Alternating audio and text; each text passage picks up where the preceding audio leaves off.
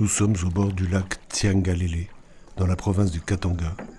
Les pêcheurs approvisionnent toute la région, jusqu'à Lubumbashi, la capitale provinciale à 100 km. À première vue, le lac est un lieu idyllique, mais les impressions peuvent tromper.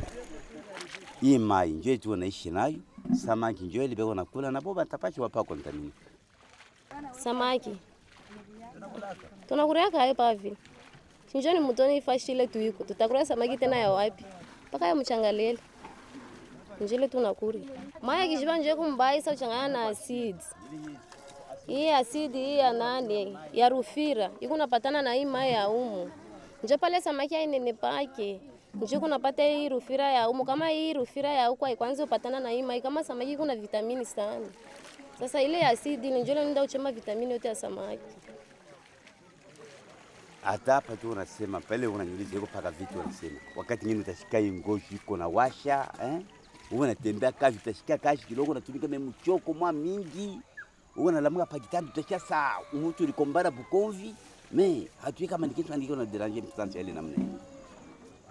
Kama ni tufama examen tunalula pa malaria njole tunaona kama kusamaki itufanya hata moyo. Asa ile asidi la itufanyike hata moyo. Mungu mwenyewe ndio anatuchunga.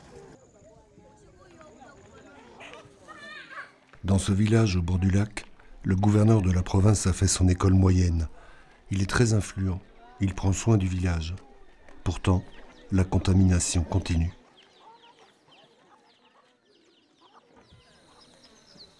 La source de la pollution se trouve en amont.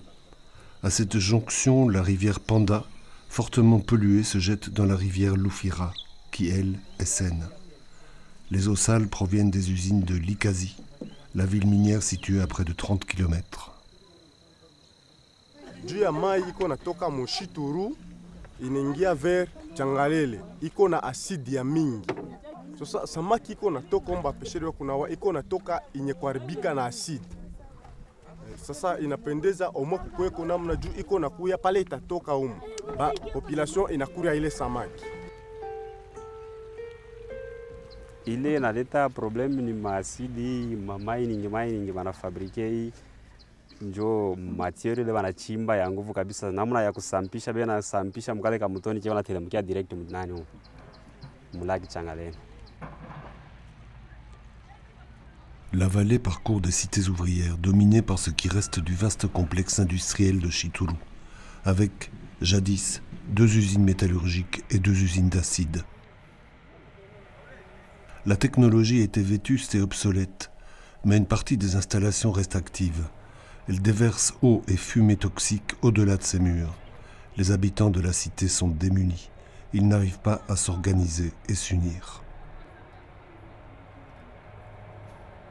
Iko netufaa mubaya kama banafika saa moja hivi banafungula ile furi hapo inatusha shimoko shini kuingia mu manyumba swasi kama ko munjia ilifo bebe mshwari funike kumpwa na kukinwa njoo kushipumzike ile shimoko mubaya iko netufaa mbaya sana.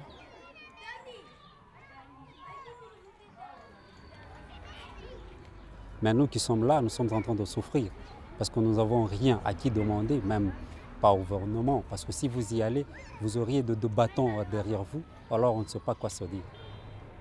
Parce qu'on est dans la pauvreté, chacun se dit, bon, moi je ne peux pas aller quoi que ce soit demander cela, je veux travailler d'abord pour chercher ce que je dois donner à mes enfants. Alors quand vous lui disiez de se plaindre pour un problème, il s'est dit, bon, moi non, tout le monde s'est arrêté, tout le monde a peur.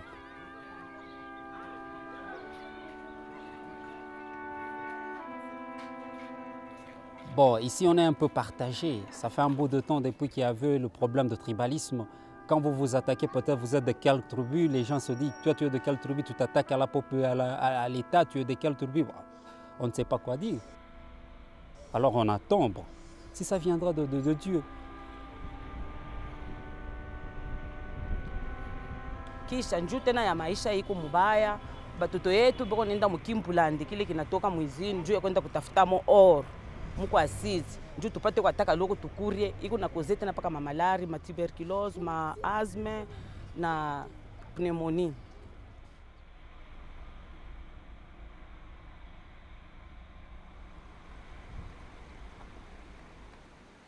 Nous cherchons la source des eaux sales. Nous traversons les rails pour nous rapprocher de la colline et des usines. Puis, nous longeons la rivière. L'eau est à la fois blanche comme de la lessive et noire comme du charbon. Finalement, nous le voyons de nos propres yeux. Les eaux qui vont se déverser dans le lac Tsiangalele sortent de l'usine de Chituru.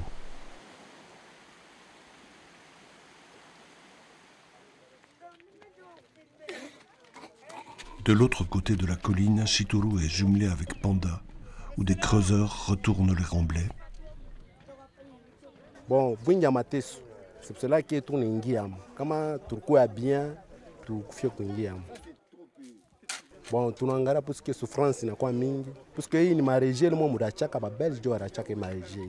Si tu n'as pas kurudia mja récupérer kule kiloko parce que tu vivre.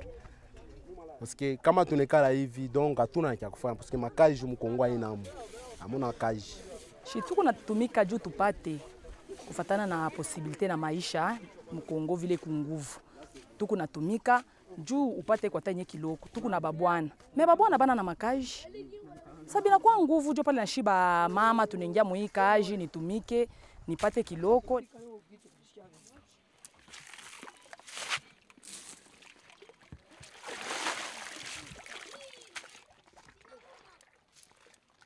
C'est ça que nous cherchons, ça. Ça. Iko nenda munani? Iko nenda kuvile. Hapa kama tunasabisha hivi. Inakuwa bien tunaweka mifuko, tunaita motoka.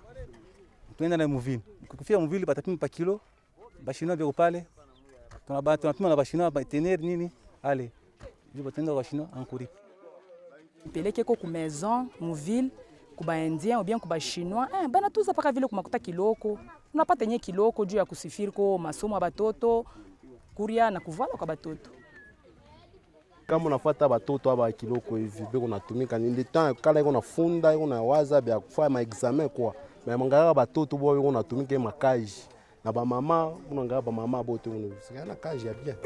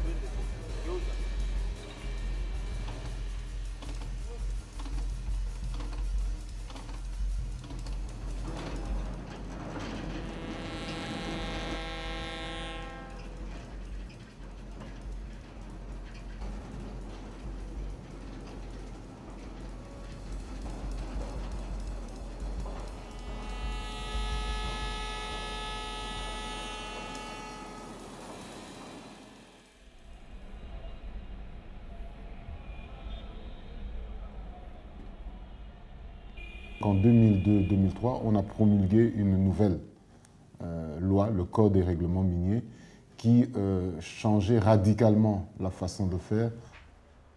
C'est comme une maison quand on construit. À un moment donné, il faut faire de bonnes fondations, où on regarde ce qui était là et voir si elles sont bonnes, si elles sont durables pour pouvoir résister dans le temps.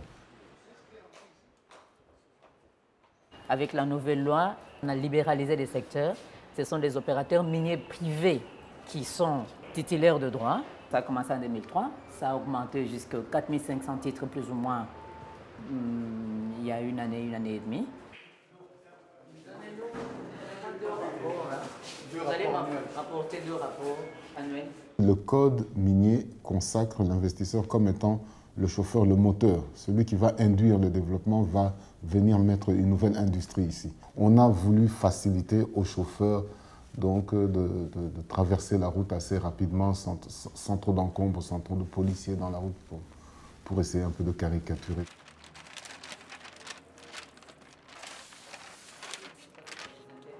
L'objectif, c'est que les richesses, les potentiels géologiques du Congo puissent aussi apporter les richesses qui vont bénéficier aux populations congolaises. L'amélioration du bien-être de la population, je crois que c'est vraiment l'objectif final, et il n'arrivera que si les gens à qui on donne les autorisations pour exploiter les ressources minérales sont capables de les exploiter de manière efficiente et de contribuer à l'économie de la RDC. Des territoires, ça y est ici, pour la RDC. De tout le territoire congolais, 33% ont été octroyés à des projets miniers, dont beaucoup sont purement spéculatifs. Il y a des titres qui dorment et ça, c'est contraire à la loi. Normalement, la loi ne veut pas qu'il y ait un gel de périmètre. Et pour le moment, nous sommes vraiment occupés à faire l'assainissement. On garde seulement les titulaires des droits miniers des carrières qui sont en mesure de pouvoir travailler les autorisations qu'on leur donne, de sorte à amener un développement, parce que c'est ça l'objectif.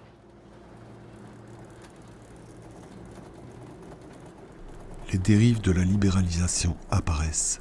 Doit-on laisser faire et laisser passer les abus, ou doit-on devenir plus restrictif? Des dizaines d'ateliers de traitement de minerais et de fonderies se sont implantés au Katanga, sans trop se soucier de la santé et de l'environnement. On déverse les déchets où on peut. La grande agglomération de Lubumbashi compte plusieurs millions d'habitants, mais des dépôts et des usines sont autorisés, même en plein centre. Le cas de l'entreprise Chemaf est très controversé. Chemaf a pu acheter un espace vert des chemins de fer pour une usine pharmaceutique. Mais Chemaf s'est lancé dans les mines. Cette usine produit maintenant du cuivre et de l'acide pour la métallurgie. Un investissement privé et tout récent. Il n'y a pas 10 ans, l'usine s'est installée entre deux quartiers populaires. Les habitants sont directement affectés.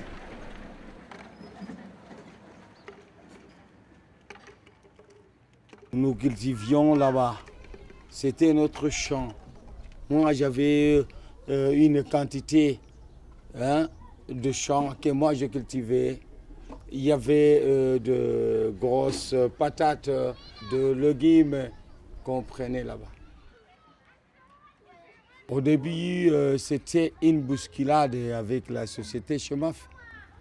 On se battait là-bas. On se battait pour qu'on ne puisse pas nous prendre cette terre. La situation la plus difficile, c'est l'acide. On est en train de consommer l'acide. Je dégale, moi. Je dégale partout là où moi je suis. Partout, sur mon corps. Avec cette eau que nous lavons. On le pue là-bas. Kisha mbele na mikoyo beko na koyola samo hivi ya mubaya ya mweushi. Et ici, il y a des femmes qui sont enceintes, il y a des bébés. Eux aussi sont en train de respirer la gaz là. On avait appris à Kabecha, il y avait un bébé qui était mal formé, il n'y a plus de bras. Le gouvernement congolais, il voit l'argent de Chemaf, pas nous, le peuple congolais. Il y avait une députée maman Fifi qui est partie même là-bas au gouvernement central pour dire que les gens de Chamilemba et l'autre côté, Kabecha, ils sont en train de souffrir à cause de l'acide. Mais jusque-là, on n'a plus de réponse. Le gouvernement ne souffre rien. C'est nous qui souffrons. Vous savez ça, c'est nous qui souffrons. Mais le gouvernement vient ici, prendre des enveloppes, rien songer aux populations. Hein? C'est la population qui les vote. Le développement est une préoccupation constante au Katanga. Mais pour le cas de Chemaf, protestations et doléances n'ont pas abouti. Après tant d'années, la société est maintenant inculpée en justice.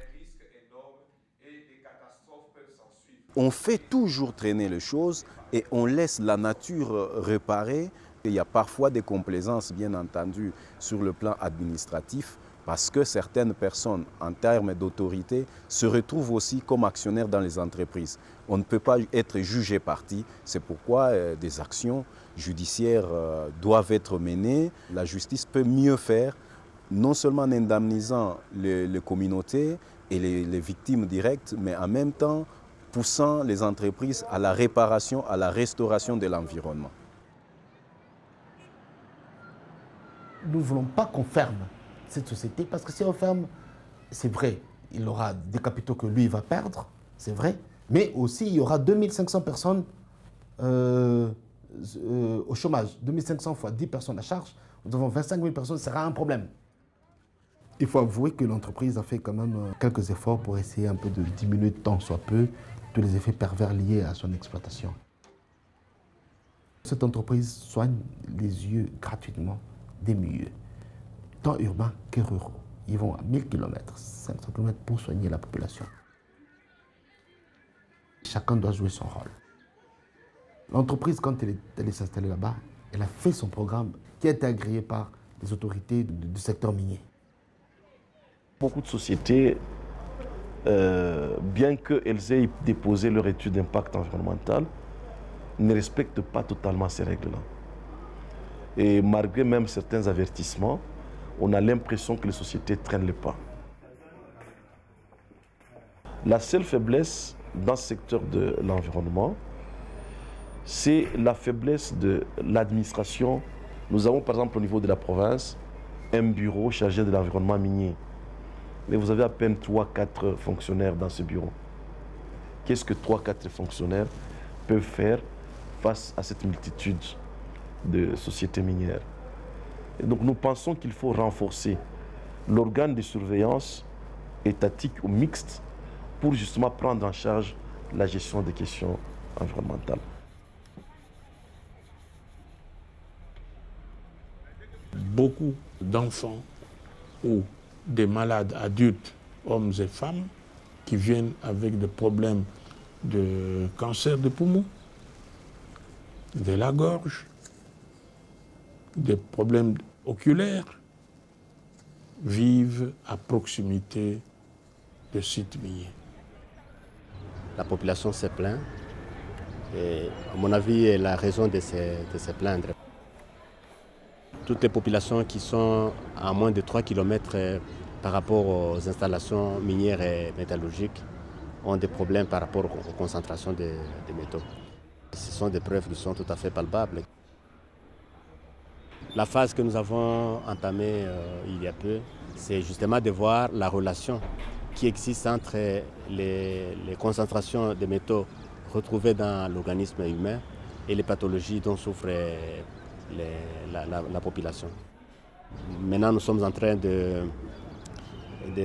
d'étudier les malformations congénitales et nous avons constaté que la fréquence devient de plus en plus importante. Et donc, presque tous les 2 jours, si pas chaque jour, à certains moments, nous avons des cas de malformations congénitales dans la ville de Lubumbashi.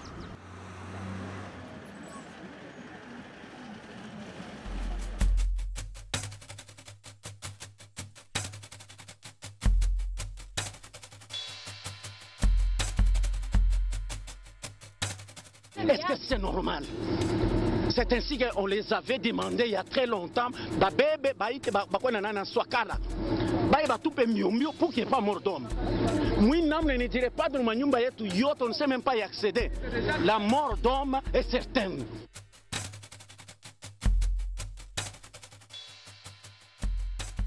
Les accidents se succèdent. Souvent, ils sont liés aux mines et aux usines métallurgiques. Tous les intrants et produits miniers sont transportés par la route.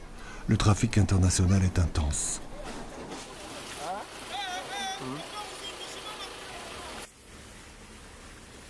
Les entreprises de transport économisent sur les coûts pour gagner plus. Elles prennent des chauffeurs bon marché en sous-traitance. Ces chauffeurs font de longues journées. Ce camion travaille pour un patron en Zambie.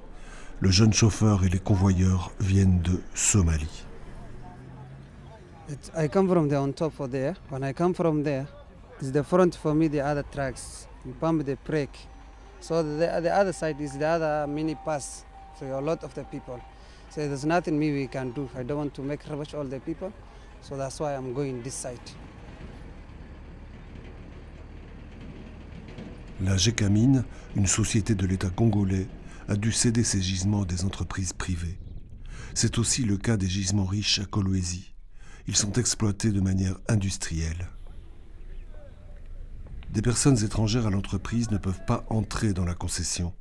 En plus, les remblais sont radioactifs, mais partout on voit des creuseurs. Ils travaillent illégalement. Est-ce que usa kushikaka kwa harufu ya uranium?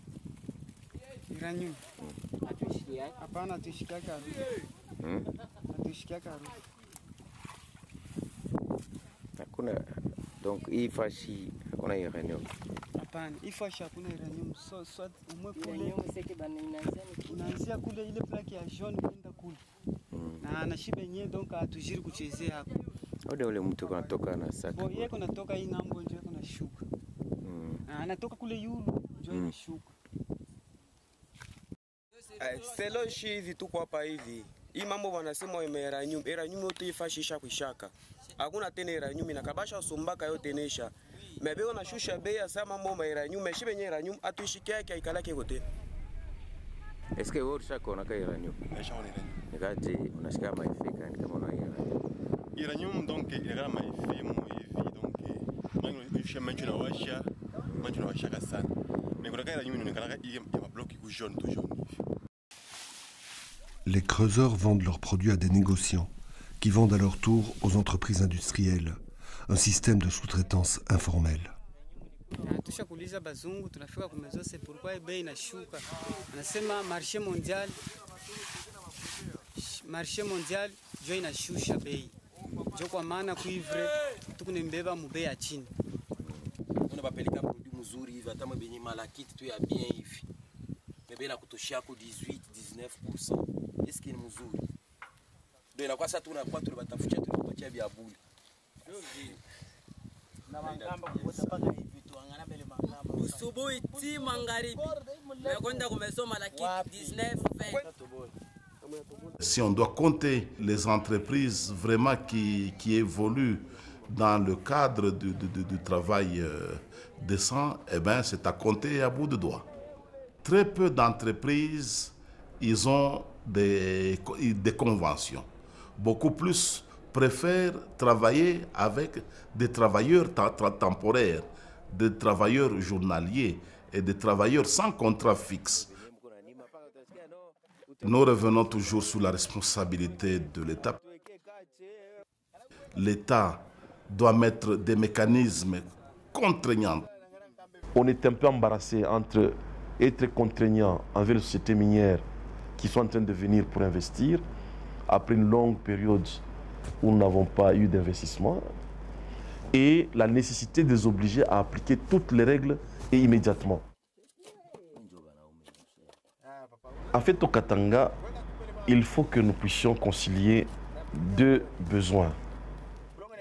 Le besoin de voir la production minière aller vers l'avant, augmenter, mais ce développement minier doit avoir aussi un impact, un sur le social, un sur l'environnement. Par rapport au code minier, pour nous, en tant que leader syndical, on pensait que c'était une bonne chose de libéraliser le secteur minier avec le nouveau code minier pour qu'il y ait des nouveaux investisseurs qui puissent donner de l'emploi et amener les travailleurs dans une vie décente. Mais 10 ans après, nous constatons que c'est beaucoup plus des trous qui sont en train d'être faits et la population s'appauvrit davantage. Du côté des codes miniers, on a donné des avantages. Maintenant, ce sont des investisseurs qui ont accepté en désordre, qui ont tiré profit. Tandis que les travailleurs sont restés le plus malheureux dans cette histoire. Il faut réviser ces codes miniers. De prime abord, je voulais vraiment affirmer que le code minier qui arrive à ces 10 ans là maintenant, n'a jamais été appliqué à 100%, même pas à 60%. Et qu'il est bon. Et que si on l'appliquait tel qu'il est, il donnerait des très bons résultats. Changer fondamentalement cette loi, ce serait une grosse erreur. Il y a beaucoup d'éléments négatifs. Vous avez d'abord au niveau des investisseurs, nous avons eu quand même beaucoup qui sont venus en termes de spéculation, de spéculer, étant donné avec la nouvelle loi, ils ont pris des concessions mais n'avaient nullement l'intention d'induire. De l'autre côté, vous avez la faiblesse de l'administration. Ça prend beaucoup pour reconstruire une administration qui a été complètement désarticulée. Et ensuite, ce sont les attentes de la population qui, avec ces soubresauts de guerre et toutes ces contraintes institutionnelles par les standards internationaux qui sont imposés, deviennent impatients et veulent vraiment jouir des dividendes. La pression augmente. Les décideurs en sont conscients. Lubumbashi, la capitale katangaise, a vécu une explosion de colère populaire. En mars 2013, quelques 240 combattants Maï-Maï sont descendus jusqu'au centre-ville. Ce groupe a semé la terreur dans les villages du Katanga. Ici, l'armée et la police ouvrent le feu.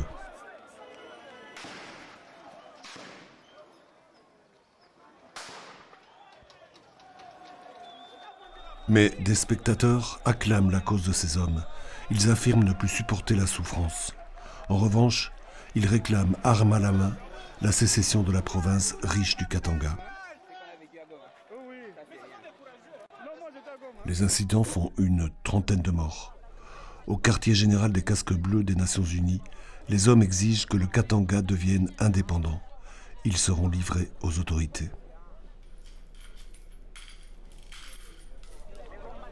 Mais cette révolte augmente la pression sur les décideurs de Kinshasa.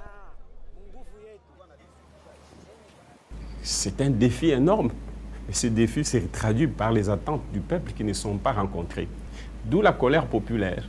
Et cette colère populaire doit nous interpeller tous, opposition comme majorité. Les extrêmes ne sont pas toujours des solutions. Les solutions sont au milieu.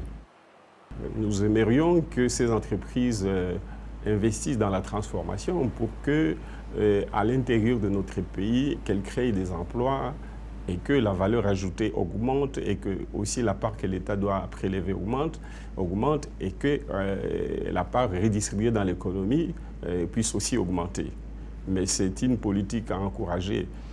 Mais au stade actuel, ça ne rapporte pas beaucoup, la balance n'est pas très équilibrée.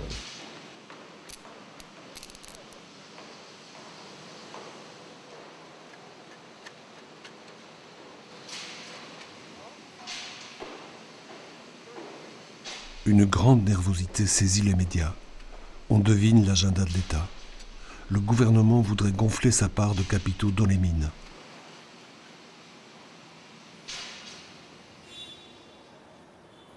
Cet objectif oppose gouvernement et patronat. Certains évoquent même la guerre. Les patrons des mines quittent leur bureau à Lubumbashi. Leurs délégations vont nafter. Elles se rendent à leur cellule de crise de la capitale. Les patrons tiennent le gouvernement sur la sellette.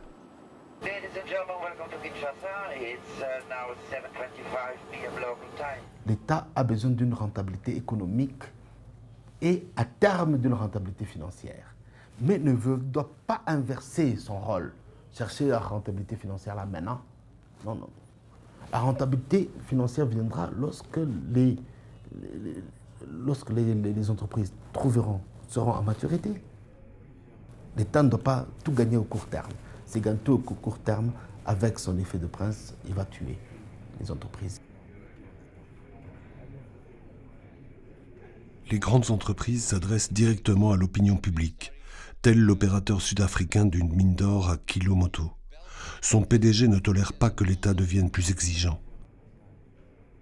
I would just point out that if you applied the proposed new mining code, we would only get 25% of the revenue.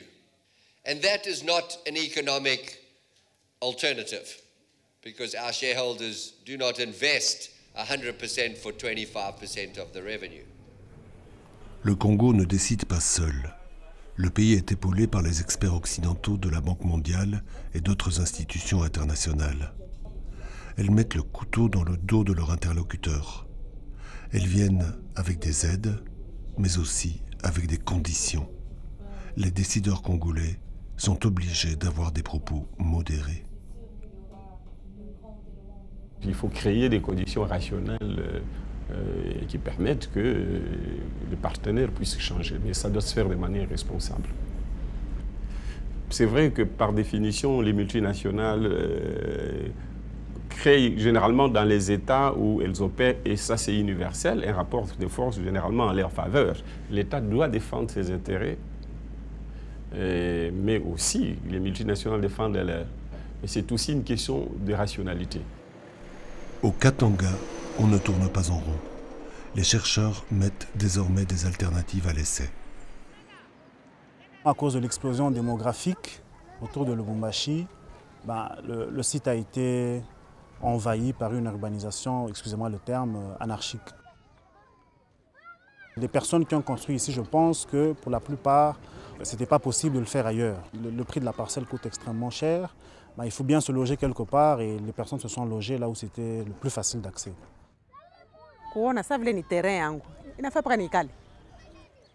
Malgré beaucoup de poussière, beaucoup de chimoko, il n'a pas pris de tout. Au lieu de courir kuripia fois chingine, il a installé. Ce site est classé parmi les 10 sites les plus contaminés en cuivre au monde. C'est une situation assez exceptionnelle au niveau du monde. Donc ces sols dénudés présentent un problème de santé publique majeur parce que les populations qui vivent ici sont très exposées à la contamination par les métaux lourds. Nous avons proposé une autre alternative. C'est de pouvoir installer une couverture végétale permanente sur les espaces vides, je veux dire qui n'appartiennent à personne, de l'installer dans les parcelles des personnes qui veulent bien le faire. Mais pour ce qui est de la production légumière, ce que nous proposons, c'est une méthode un peu plus radicale.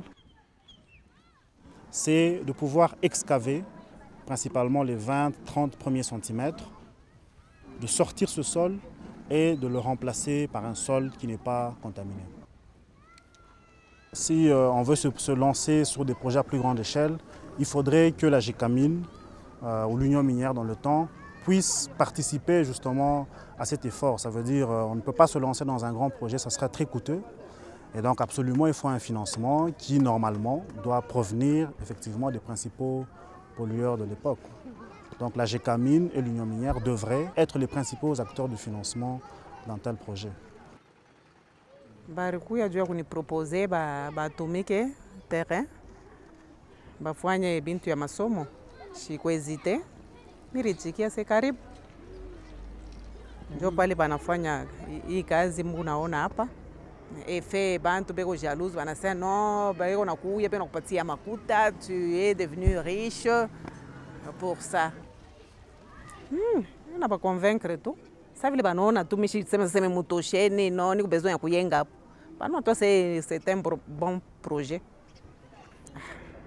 tu ni bintu ya masomo inafaa batoto wetu bafunde bayue mingi plus que shi